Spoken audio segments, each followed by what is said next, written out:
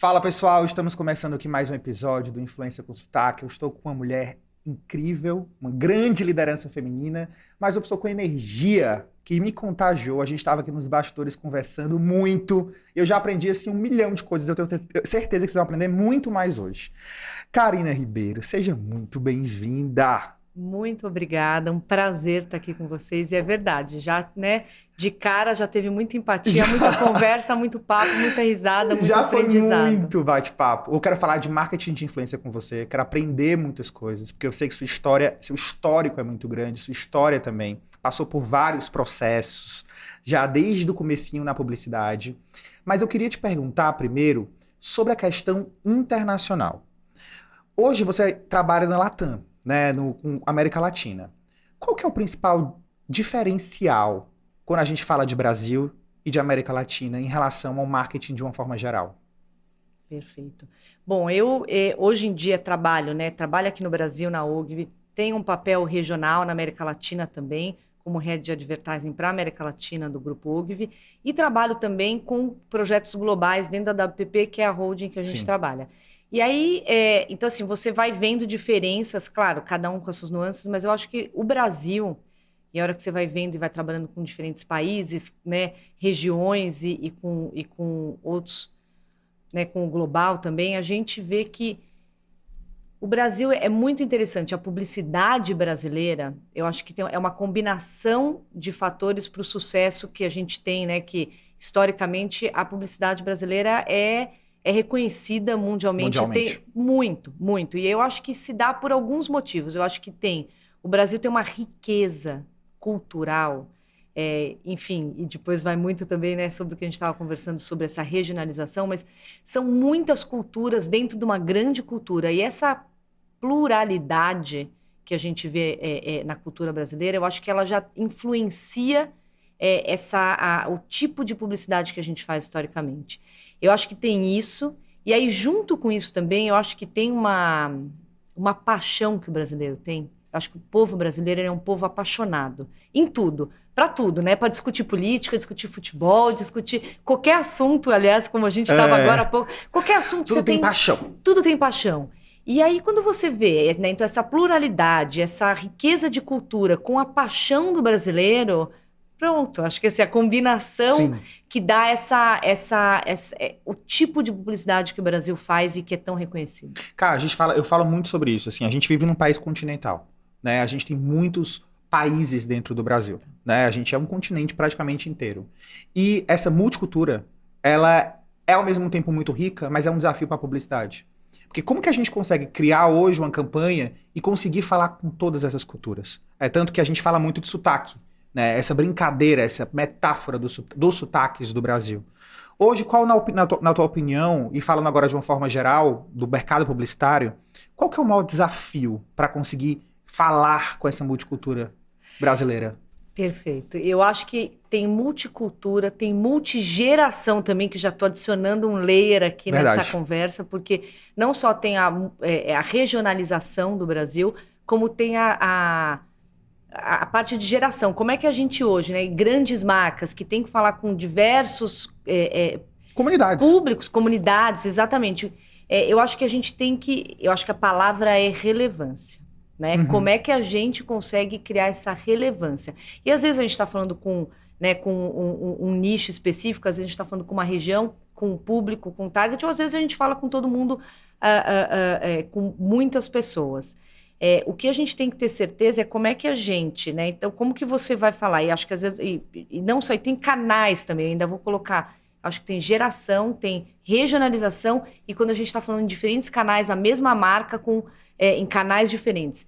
Eu acho que quando a gente tem que ter uma relevância dessa marca em tudo que a gente vai falar, com quem a gente vai falar, e sim, você vai ter nuances diferentes, como é que tal marca fala com aquele público naquele canal, mas sempre tendo certeza que a gente consegue ter a relevância do que essa marca se propõe a fazer, né? Qual que é o valor dessa marca e como é que a gente cria essa relevância regional, por canal, por geração. Assim, eu gosto muito de trazer a cronologia, na minha opinião, do marketing atual. A gente veio daquele marketing tradicional, rádio, TV, depois passou pelaquela dispersão digital, surgiram os primeiros blogs, e aí depois a gente veio para um terceiro step, que foram os grandes celebridades que são digitais, as super macro influenciadores, os big names. Hoje eu acredito que a gente está vivendo um momento do marketing identitário, que as pessoas querem criar identificação. Antigamente a gente se conectava com as pessoas porque elas eram muito grandes, porque elas tinham uma vida aspiracional. Hoje eu quero me conectar com a pessoa independente do tamanho dela, mas porque ela fala alguma coisa ou ela levanta alguma bandeira que me conecta, que me gera identificação.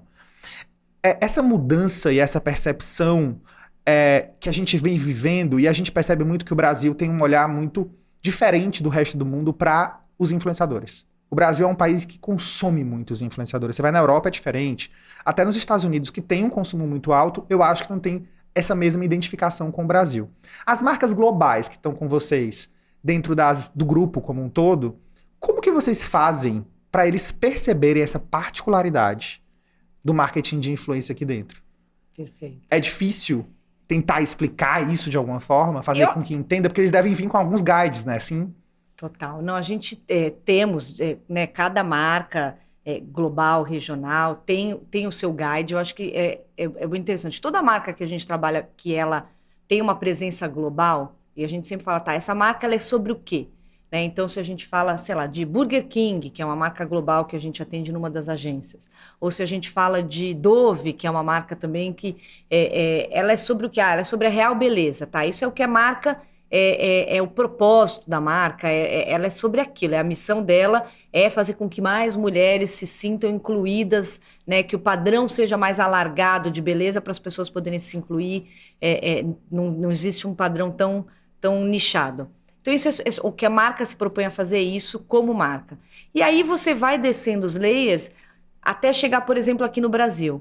O que significa essa missão ou esse valor dessa marca aqui? Volta na história da relevância. Como é que você cria essa relevância, né? Como é que você é relevante culturalmente aonde a gente está inserido? No mercado que a gente está falando. E aí vem essa identificação que você colocou.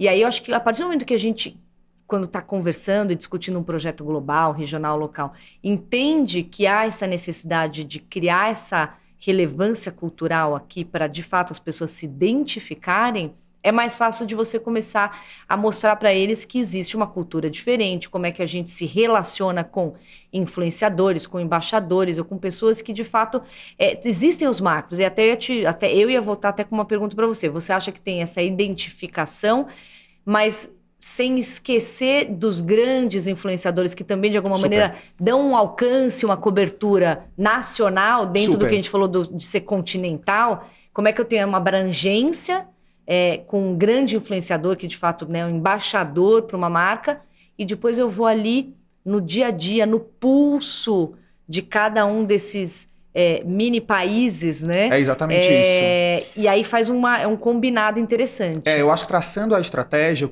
o que acontece em grande parte são os big names, onde eles trazem o awareness muito forte para aquela campanha, né? Isso. Então a gente consegue pegar esses grandes nomes e até eles emprestam a credibilidade ou o rosto, eles são conhecidos, mas eles não estão ali com o objetivo de gerar identificação.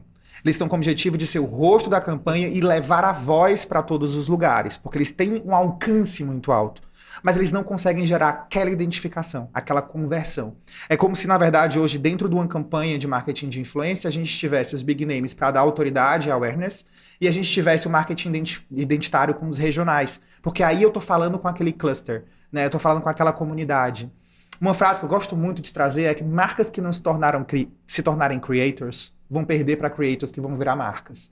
E a gente tem visto muito o movimento de creators que estão se tornando marcas hoje em dia, criando marcas, na verdade, e que estão tendo uma relevância absurda, com números gigantes, né? E quando a gente trata de marcas globais, a gente precisa criar identificação, de alguma forma, no território que a gente está. E é um pouco do que você falou, né? Cada território vocês apresentam dentro daquele asset maior, né? Daquele propósito, digamos assim. Mas como que traz, hoje em dia, uma identificação de marca local, falando de uma marca global, para criar essa conexão com o público na rede social? Como uma marca hoje, na tua opinião, pode ser uma marca creator? Ah. Excelente. Não, é uma excelente pergunta. Eu acho que a gente tem cases interessantes, e aí tô pensando aqui assim, a gente tem cases de clientes dentro do grupo, onde a gente consegue. Tô pensando aqui num case como, por A exemplo. Dove eu achei genial. Então, Dove é incrível. E usando Dove, falando um pouco sobre essa. Porque eu acho que é um exemplo bom, forte e fácil, até porque eu acho que foi um dos primeiros que trouxe, assim, que fez de fato uma marca sobre o que ela se propunha a fazer. Muito. Quando você coloca De forma em beleza, expressiva. de forma expressiva. Então é a mesma coisa. Quando a gente fala de real beleza, a hora que você vai colocar essa pluralidade e essa identificação, né? Então, global para local. Quando você fala assim, o que é real beleza?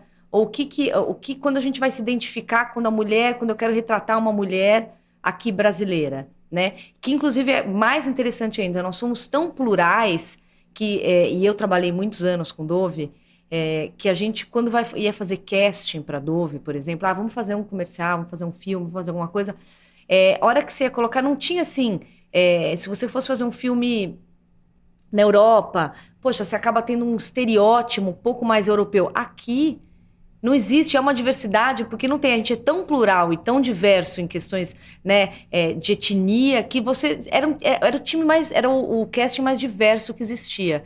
E aí, a hora que a gente vai discutir o que é real beleza para uma mulher brasileira, quando você vai falar de cabelo para a mulher brasileira, você não consegue falar só de um tipo de cabelo, porque tem milhões de tipos de cabelo, né?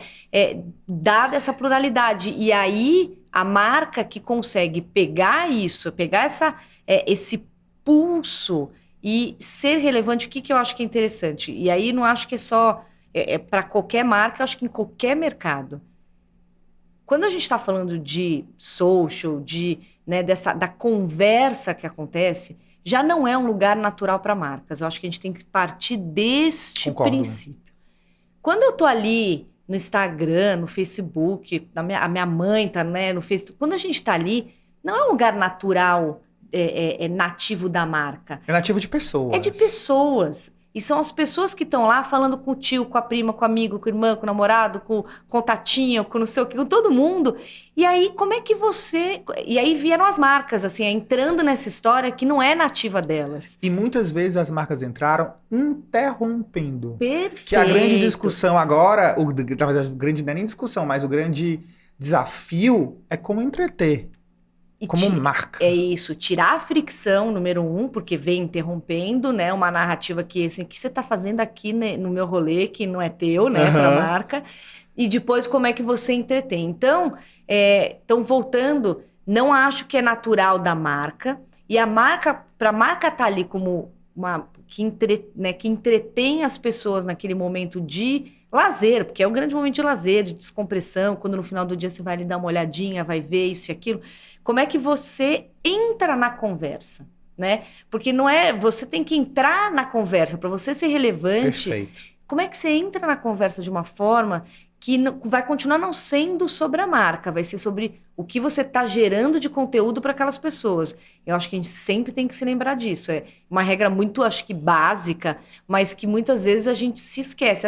Muitas vezes a gente se esquece do básico, né? Muito. E é isso, porque quando as marcas entraram nas redes sociais, elas entraram com o objetivo de vender os produtos. Elas queriam ser vitrine. Ali é minha vitrine. Depois, o movimento foi mudando muito rápido e elas começaram a interromper e as pessoas começaram a ficar com um pouco de distanciamento daquela marca, até um pouco de raiva daquela marca, atrapalhar o que elas estão vendo. Então, acho que hoje o desafio de uma marca creator, que é o que você falou, é como estar naquele lugar sem interromper. Para você ser como se você fosse uma pessoa, né? É como se você tivesse que humanizar a marca de alguma forma. Perfeito. E acho, como diria minha mãe, tem hora para tudo, sabe? Então, assim, também eu acho que mesmo aí tem isso. Quando a marca está querendo se colocar ali, gerar conversa, entreter e também tem um momento, claro, da marca vender as coisas dela. Mas aí sou eu que vou ali procurar. Ela pode até me jogar ali, tem. Agora Black Friday acabou de acontecer, né? Tava todo mundo ali que tinha uma oferta de produto. Aí você vai lá, você quer saber? Deixa eu entrar no Instagram dessa marca, deixa eu ver se tem um e-commerce, deixa eu comprar. Então também tem esse momento, né? Tem um momento. Tem hora para isso, tem hora para tudo. E eu acho que E de fato, na Black, se você não fizer isso, mostrar preço e vantagem, aí você também está interrompendo, porque o que as pessoas querem naquele momento é isso. Né? Então, é uma forma de entreter. Eu, pelo menos, viajo na Black Friday vendo várias coisas. Isso é também entreter de alguma forma, né? É verdade. Aquela história nada é excludente, só tem que ser na hora certa. É isso. Né? Que isso é importante. Eu queria falar de liderança feminina. Porque eu acho que cada vez mais a gente entende a governança como um pilar muito estratégico, básico para uma cultura de uma empresa. E dizem que até uma empresa que não tem cultura de não ter cultura, né? e a cultura ela é muito enraizada em todos nós. É uma coisa que assim, é difícil a gente não conseguir. A cultura ela atrai e ela repele. E você, como líder, eu tenho certeza que você deve passar por isso constantemente, né? Cada vez mais a gente percebe o mercado mudando muito. E as pessoas mudando muito com o mercado. Antigamente você contratava e o comportamento geracional daquele time é muito diferente de hoje. Na tua opinião, qual é o maior desafio de uma liderança e qual o papel hoje da mulher dentro da publicidade? Ela tem ganhado mais espaço, que era um lugar muito masculino. Perfeito. 1h30, né, para eu responder essa pergunta. Mas tudo bem, né, gente? Temos tempo. Não, tô brincando. Mas assim, né, que são questões, nossa, enormes. Mas para a gente tentar ser objetivo.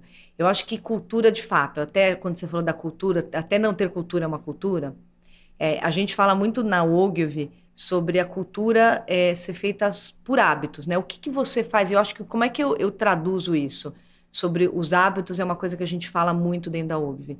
Os hábitos é aquilo que você faz todo dia. Os hábitos são aquilo que todos dentro de uma organização entende como missão e valores daquela corporação que você faz parte e como é que você consegue todos os dias estar estimulando isso. Então, o hábito de desenvolvimento de pessoas, o hábito de ter... Então, assim, quando eu falo hábito, é isso. Como que você consegue todos os dias... Tá, o que eu posso fazer? Eu vou contratar alguém? Como é que eu tenho certeza que eu estou dentro desse perfil de vagas, incluindo as pessoas, incluindo pessoas que a gente entende que a gente tem que desenvolver? Como é que eu faço...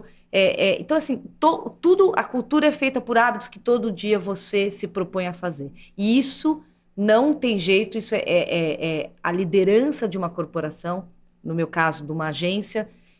Você tem que... a liderança dá o tom e a gente vai colocando, e todos os dias é um hábito, não tem jeito, é um esforço diário, é igual fazer ginástica, é igual fazer, né, cuidar da saúde, todo dia para aquele hábito ir se enraizando e virando uma cultura. Quando a gente fala de liderança feminina, poxa, eu acho que assim, o mercado, né, as mulheres são a maioria dentro do mercado publicitário. Somos a maioria desse mercado é composto por mulheres, mas ainda somos a minoria na liderança. Na liderança. Isso é um fato. E aí existe, sem dúvida nenhuma, necessidade de desenvolvimento de liderança feminina para termos cada vez mais mulheres na liderança, para não só toda essa maioria das mulheres que são a força de trabalho do mercado publicitário se sentirem representadas, acho que isso é um ponto, claro, olhar para cima e se sentir representado, mas mais que isso, se sentir motivada. Então, não só representada, motivada. Perfeito. Se tem lá, eu posso chegar. Se ela está ali, eu tenho lugar, eu tenho espaço. E não é que é um lugar inatingível. Eu acho que é mais ainda do que a representação serve para isso. Para a pessoa olhar e falar, eu quero, você vai, posso. Eu me vejo ali. Isso. Eu tenho espaço.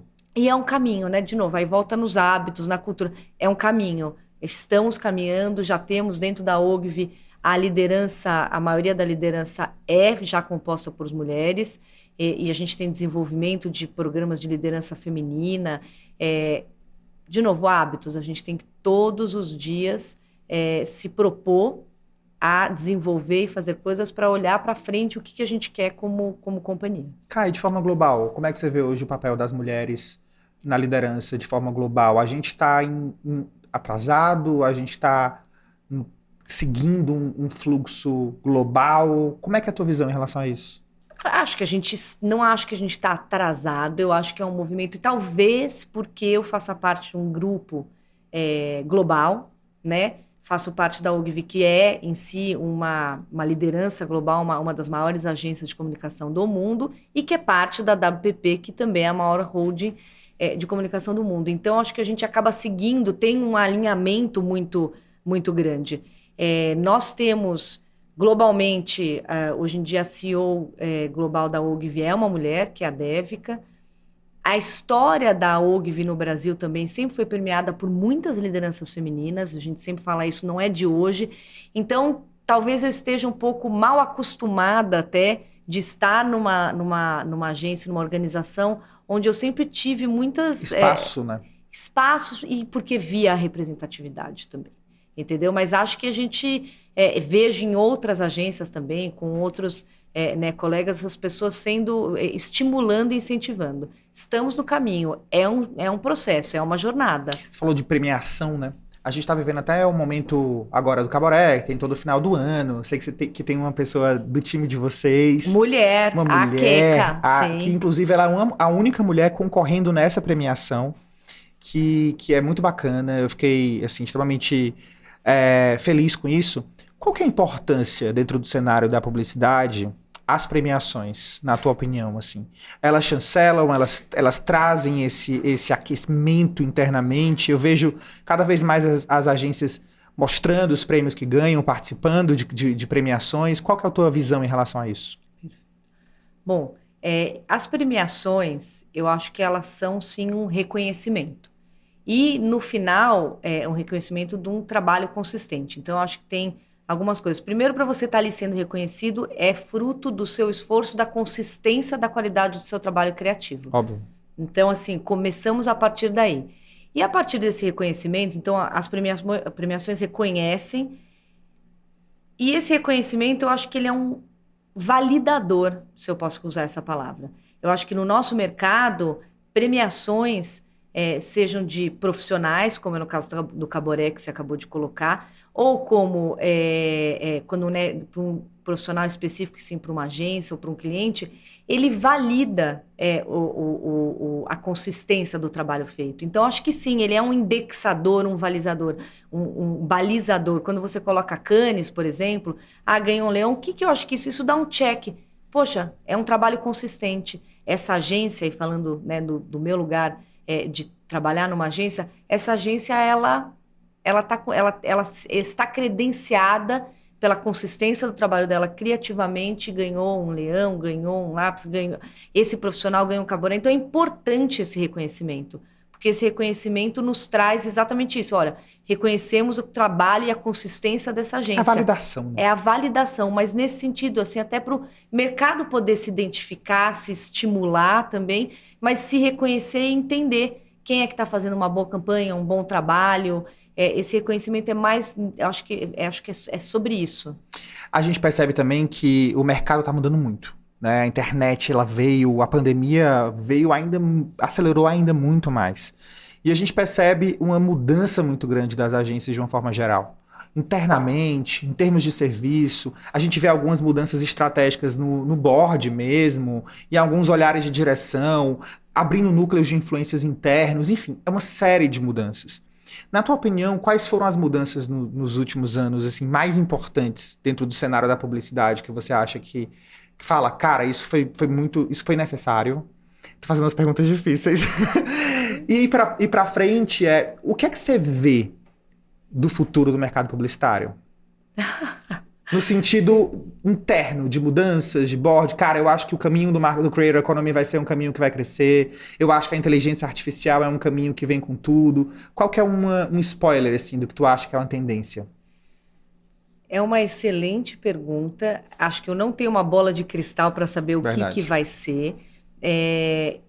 Eu acho que ao longo dos últimos anos houve transformações enormes dentro das agências. Eu acho que a gente já vem, de fato, há alguns anos se reorganizando de uma forma, né, como a gente fazia antes, não é como a gente vai fazer hoje. Eu também acho que o que a gente faz hoje também não vai ser o que a gente vai fazer na frente. Por isso que eu digo, não sei o que vai ser lá. O que eu acho que tem hoje a gente já se reorganizou de uma maneira onde, primeiro, na verdade isso não é nenhuma reorganização. Eu acho que tem que ter um foco. O foco está no nosso cliente, aí falando como agência, e os clientes têm que ter o foco nos seus clientes, são os consumidores.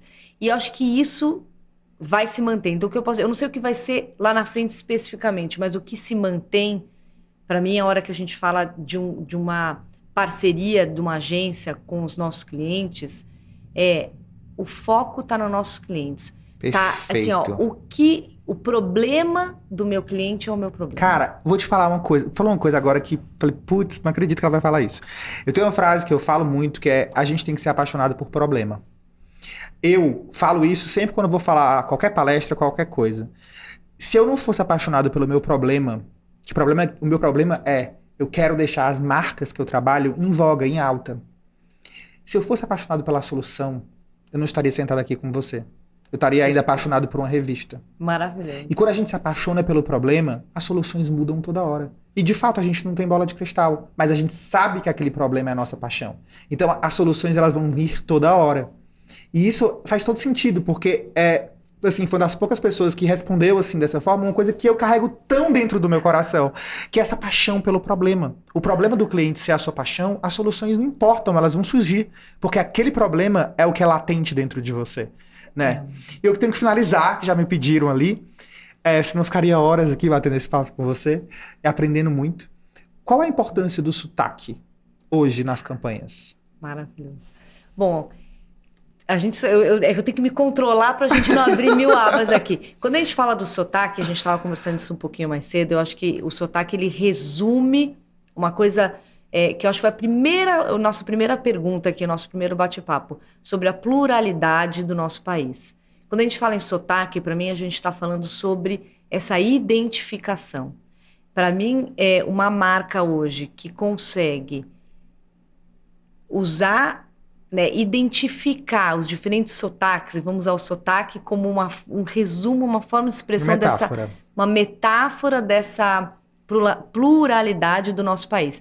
Quando você tem uma marca que consegue entender que essa identificação com esses diferentes sotaques faz essa marca ser relevante naquela cultura local, dentro dessa cultura que a gente já tem, que é tão vasta, é mina de ouro. Eu diria isso. Eu acho que é uma mina de ouro. Assim, é o jackpot. Você chega ali e ela consegue identificar e falar.